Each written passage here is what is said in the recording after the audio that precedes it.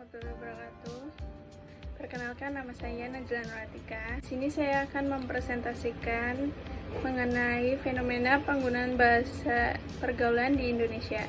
Bahasa merupakan alat komunikasi yang terorganisasi dalam bentuk satuan-satuan seperti kata, kelompok kata, klausa, dan kalimat yang diungkapkan baik secara lisan maupun secara tertulis. Dalam pergaulan di Indonesia sudah tidak asing lagi dengan adanya bahasa-bahasa yang unik yang biasa disebut bahasa gaul. Saat ini, bahasa prokem atau bahasa gaul telah banyak terasimilasi dan menjadi umum. Bahasa itu sendiri sering digunakan sebagai bentuk percakapan sehari-hari dalam pergaulan di lingkungan sosial, bahkan dalam media populer seperti TV, radio, dan dunia perfilman nasional. Dari hasil survei yang didapat, bahasa gaul tersebut paling banyak digunakan pada remaja. Menurut Harlow, masa remaja berlangsung sekitar usia 13-16 tahun. Pada masa ini, bahasa dipengaruhi oleh berbagai aspek seperti lingkungan sosial, teknologi, kecerdasan, dan status sosial. Para remaja mulai mencari jati diri dengan cara menjalin hubungan pertemanan seluas-luasnya. Para remaja punya gaya sendiri dalam menjalani kehidupan, termasuk cara mereka berbahasa. Seperti pada kolom di bawah, merupakan contoh bahasa gaul dan bahasa Indonesia. Akibatnya, kemampuan bahasa Indonesia yang baik dan benar tergerus dengan munculnya bahasa gaul dan bahasa asing, sehingga keaslian dari sebuah kosakata dalam bahasa Indonesia akan sulit diketahui oleh generasi milenial karena ketertarikan mereka dalam menggunakan bahasa tersebut. Media sosial telah menjadi kebutuhan di kalangan masyarakat, khususnya generasi milenial yang dapat memberikan pengaruh dalam penggunaan bahasa Indonesia tersebut. Dengan demikian, bahasa gaul memunculkan dampak positif dan dampak negatif. Dampak positif dengan digunakan bahasa gaul adalah remaja lebih kreatif terlepas dari mengganggu atau tidaknya bahasa tersebut. Di sisi lain ada dampak negatif. Dampak negatif, pengguna bahasa gaul dapat mempersulit pengguna bahasa Indonesia yang baik dan benar. Sedangkan di sekolah atau tempat kerja, kita hanya diperbolehkan menggunakan bahasa Indonesia yang baik dan benar. Bahasa gaul juga dapat mengganggu karena tidak semua orang memahami atau paham maksud dari kata-kata tersebut. Bahasa gaul dapat mempersulit penggunanya dalam berkomunikasi dengan orang lain dalam acara formal, misalnya ketika sedang presentasi di depan kelas. Upaya mengatasi pergeseran bahasa Indonesia.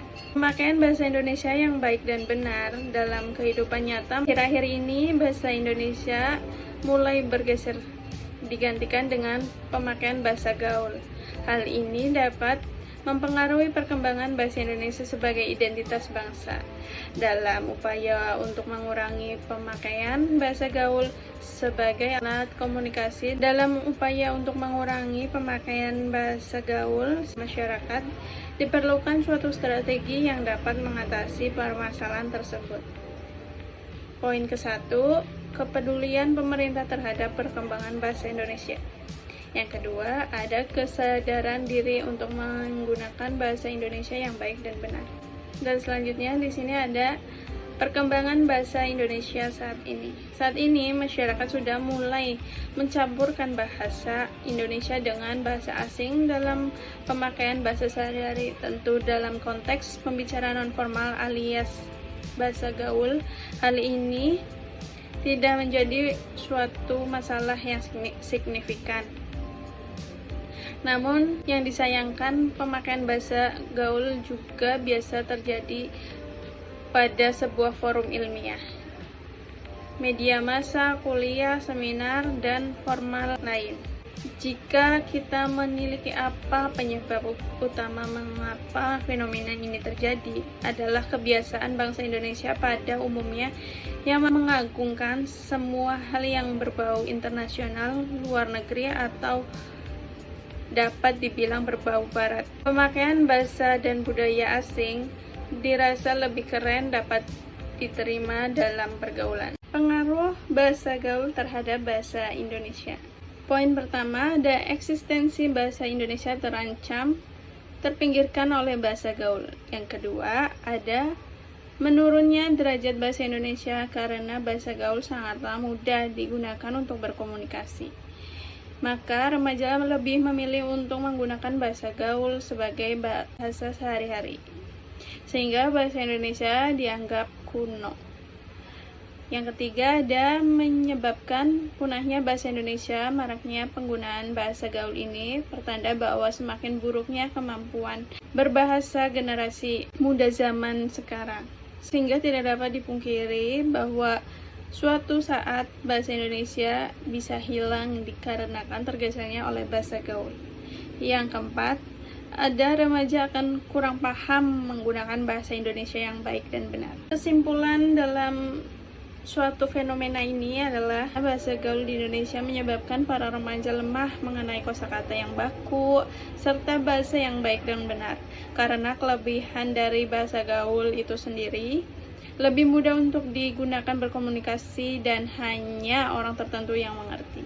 Maka remaja lebih memilih untuk menggunakan bahasa gaul sebagai bahasa sehari-hari. Tetapi dengan adanya bahasa gaul, kita sadari bahwa bahasa gaul dapat menyebabkan punahnya bahasa Indonesia. Kita boleh menggunakan bahasa gaul, tetapi jangan lupa untuk mengembangkan penggunaan bahasa Indonesia yang baik dan benar, karena tidak semua orang yang berkomunikasi atau memahami maksud dari kata-kata bahasa gaul. Penggunaan bahasa Indonesia yang menarik, penggunaan bahasa Indonesia yang baik dan benar juga dapat membantu kita berkomunikasi di sekolahan atau di kantor yang sifatnya formal. Para remaja milenial diharapkan bisa menggunakan bahasa gaul di waktu dan suasana yang tepat. Diharapkan bangsa Indonesia menggunakan bahasa Indonesia yang baik dan benar. Cukup sekian, terima kasih. Assalamualaikum warahmatullahi wabarakatuh.